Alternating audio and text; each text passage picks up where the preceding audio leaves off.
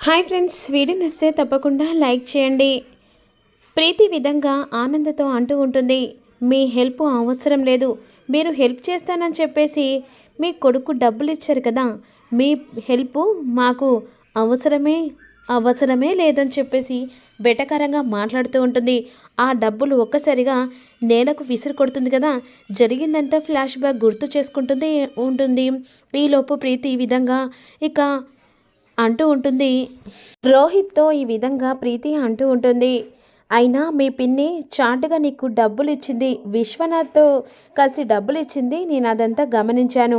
అలా అని చెప్పేసి నువ్వు డబ్బులు తీసుకొని ఎలాగో నువ్వు ఇక మీ పిన్ని ద్వారా షాప్ పెట్టాలనుకున్నావు కదా, అది నాకు ఎలాంటి ససే మీద నచ్చదు. అలా అంటున్నావేంటి ప్రీతి, ఎలా అవుతుంది? పిన్ని నా మీద ప్రేమతో డబ్బులు ఇచ్చింది, నువ్వు అలా అనుకుంటున్నావా? అయితే అదే రోజు మనం ఆస్తి గురించి అడిగినప్పుడు ఎందుకు కాదని చెప్పింది?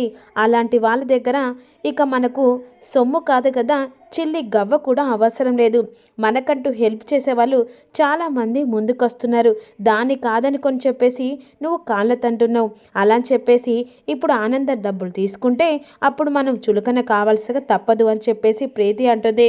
అదే సమయానికి ఈ విధంగా అంటుంది ప్రీతి, ఎలాగైనా సరే వాళ్ళని ఢీ కొట్టి మనం పెద్ద షాప్ పెట్టాలనుకుంటే మనకు హెల్ప్ చేయడానికి ముందుకు వస్తున్నాడని చెప్పేసి ఈలోపు నీలకంఠం వెంటనే ప్రీతి వాళ్ళ ఇంటికి వచ్చి, ఏమయ్యా డబ్బులు ఇస్తానని చెప్పేసి అంటుంటే ఎందుకు కాదంటున్నావు? ఇంటి ముంగడికి గుమ్మం దగ్గరికి డబ్బులు వెతుక్కుంటూ వస్తున్నాయి, ఆనంద డబ్బులు తీసుకుంటే అయినా మిమ్మల్ని దెబ్బ కొట్టాలనుకుంటుంది, అలాంటి దెబ్బ కొట్టడం అవసరమా? మీరు ఇలా ఎదుగుదు అని వద్దని చెప్పేసి మీకు డబ్బులు ఇచ్చింది, మీరు అది అర్థం చేసుకోవట్లేదు. ఆయన నాది లక్కీ హ్యాండు, ఒకరిది గుర్తు పెట్టుకో, నేను ఇచ్చే డబ్బులతోని మీరు ఎదుగుతారు, ఆనందను ఢీ కొట్టి ఇక పెద్ద మారుమోగుతారు అని చెప్పేసి ఈ విధంగా అంటుండగా, అవును అయినా ఆ కుటుంబాన్ని మనం దెబ్బ కొట్టాలంటే ఖచ్చితంగా మనం షాప్ పెట్టక తప్పదు, కాస్త నన్ను అర్థం చేసుకో రోహిత్ అని చెప్పేసి ప్రీతి అంటుంది.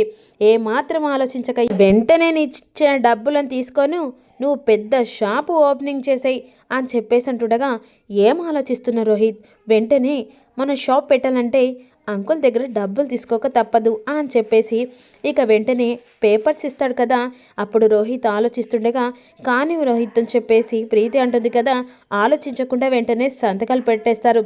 ఇదిగో చెక్ బుక్ అని చెప్పేసి ఇక వెంటనే ఏమయ్యా యజ్ఞం కానీ అని చెప్పేసి అంటూ ఇక నీలకంఠం వెంటనే సంతకాలు పెట్టించుకొని పేపర్స్ తీసుకెళ్తారు కదా, ఇది జరిగిందంతా ఆనందకు చెప్పేస్తుంది. ఎప్పుడైనా సరే నీ డబ్బు మాకు అవసరం రాదు, అవసరం వచ్చినా మేము తీసుకోమని చెప్పేసి జరిగిందంతా ఇక ఈ విధంగా అంటూ ఉంటుంది. అయినా నువ్వు నీ కొడుకు డబ్బులు ఇవ్వాలనుకుంటున్నావు కదా, అది మేము తీసుకోం కూడా, మీతో అవసరం కూడా పడదు అని చెప్పేసి ప్రీతి మాటలకు ఆనంద బాధపడి, అవును అసలు మా అక్క చెప్పిందే కరెక్టు, నేను పొరపాటు చేసుకున్నాను, ఎందుకంటే ఆ ఇంటి కోడలివి పరువు పోవద్దని చెప్పేసి అనుకున్నాను, కానీ మా అక్క నిన్ను కరెక్ట్గానే అంచనా వేసింది, నేనే పొరపాటుగా అంచనా వేశానని చెప్పేసి ఈ విధంగా అంటూ ఉంటుంది. అయినా నిన్ను తప్పు పట్టుట్లా కాదు, అసలు నాకు నేనే శిక్ష వేసుకోవాలి. ఒకటి చెప్తున్నాను విను, నీకు ఆనంద కుటుంబాన్ని ఉమ్మడి కుటుంబంలో అడుగు పెట్టే అర్హత లేదు. అలా అని చెప్పేసి ఇక నీకు కొన్ని రోజులల్లే ఉమ్మడి కుటుంబంలో కోడలు ఎలా ఉంటుందో నీకు ఖచ్చితంగా నీ ముంగట నిలబెడతాను అని చెప్పేసి ఈ విధంగా ఆనంద ప్రీతికి వార్నింగ్ ఇస్తుండగా, ఈలోపు అనన్య అనుకుంటుంది, ఎలా అయితేంది, నేనే కదా ఆ ఇంటికి కోడలిని అయ్యేది అని చెప్పేసి అనుకుంటుండగా, శరణ్య కూడా మా అక్కను ఆ ఇంటికి కోడలు చేయాలని చెప్పేసి అనుకుంటూ ఉంటుంది.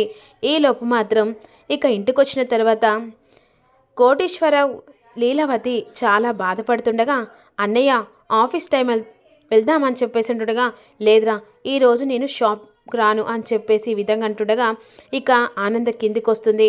మరోవైపేమో ఇక కపిల టిఫిన్లో రెడీ అయినా ఎవరు తినట్లేదు మేడం అని చెప్పేసి అంటూ ఉంటుంది.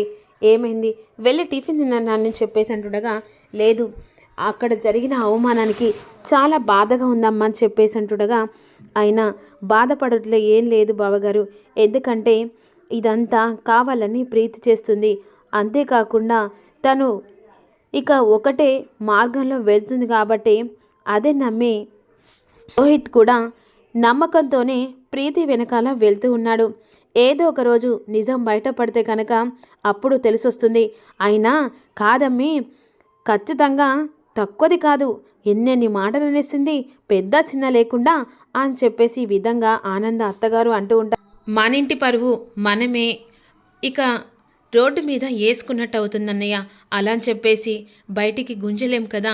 అలా అనుకున్నవాడైతే ఆ రోజే స్టేషన్లో మన పరువు ఎప్పుడో తీసినప్పుడే అప్పుడే పరువు పోయిందమ్మా. అయినా నీ కొడుకుగా నువ్వు ఆలోచిస్తున్నావు, కానీ అలా ఆలోచించేలా చేస్తలేదు కదా అని చెప్పేసి అనుకుంటుండగా ఈలోపు వెంటనే విశ్వనాథ్ బ్యాగ్ పట్టుకొని వస్తూ ఉంటాడు.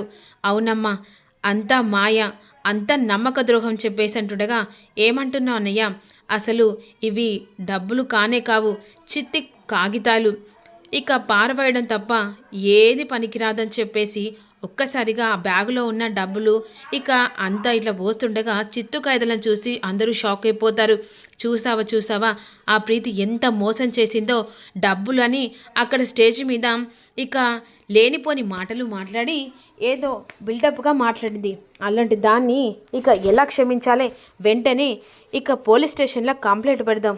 వద్దులే అక్క, లేదు, అయినా మన పరువు తీసింది, ఇక పెత్తనంగా మాట్లాడింది, బిల్డప్గా మాట్లాడింది, దాన్ని వదిలిపెట్టకూడదు అని చెప్పేసి ఈ విధంగా అంటుండగా మన ఇంటి పరువు మనమే తీసుకున్నట్టు అవుతుంది. అలా అని చెప్పేసి ఇక రోహిత్ని బాధ పెట్టినట్టు అవుతుంది. అయినా వాడి హస్తం లేకుంటే ఇలా జరిగిందా? అలా పొరపాటుగా అనకక్క, ఎందుకంటే వాడు నా చేతిలో పెరిగాడు. నువ్వు పురిటి నొప్పులు పడ్డప్పుడు బిడ్డ అడ్డం తిరిగిందని నువ్వెంత బాధపడ్డావో, ఇప్పుడు నా కొడుకు గురించి నేనంత బాధపడుతున్నా. ఎందుకంటే వాడు ఆ ప్రీతి గురించి తెలుసుకోలేడు, ప్రీతి ఇలా చేస్తుందని అర్థం చేసుకోలేడు. ఒకవేళ నిజాలన్నీ బయటపడితే అప్పుడు వాడు తట్టుకోలేడక్క. అలా అని చెప్పేసి ఇలా చేస్తుందని చెప్పేసి కూడా చెప్పలేము. ఇక వాడిని బాధ పెట్టడం నాకు ఇష్టం లేదు. అలా అని చెప్పేసి వదిలేద్దామమ్మే, వాళ్ళ సంగతి చెప్దాం పదా అని చెప్పేసి ఇక నా సత్త ఏందో దానికి చూపిద్దాం, వద్దత్తయ్యా అని చెప్పేసి ఈ విధంగా ఆనంద అత్తను ఆపుతూ ఉంటుంది. అవును చెల్లమ్మ, ఎలాగైనా వాళ్ళకి బుద్ధొచ్చేలా చేయాలి, అయినా ఇలా చేయడం కూడా చాలా తప్పు కదా అని చెప్పేసి విశ్వనాథ్ అంటుండగా, అయినా ఇదంతా కాదు, ఇక వాళ్ళ గొడవ వదిలేసేయండి. ఎందుకంటే వాళ్ళు మాయలో ఉచ్చు బిగించినట్టుగా మాయలో పడ్డారు కాబట్టి వాళ్లకు ఏదో ఒకరోజు తల తాకుతే అప్పుడు రోహిత్కి తెలిసొస్తుంది అని చెప్పేసి ఈ విధంగా ఆనంద అంటూ ఉంటుంది. ఇక మరోవైపేమో విశ్వనాథ్తో ఈ విధంగా అంటుంది, మర్చిపోయానన్నయ్య, నిన్నే కలవడానికి వస్తున్నా. ఎందుకమ్మా? ఏం లేదు, ఏంటంటే దర్శన్ మీకు బాగా నచ్చాడా? అంతేకాకుండా మీ ఇంటి అల్లుడిని చేసుకుంటారా ఇక అని చెప్పేసి ఈ విధంగా అడిగిన క్వశ్చన్కి ఒక్కసారిగా విశ్వనాథ్ అక్కడ బ్యాగు వదిలేస్తాడు. ఆనందం మాటలు విని ఇక షాక్లో ఉండిపోతాడు.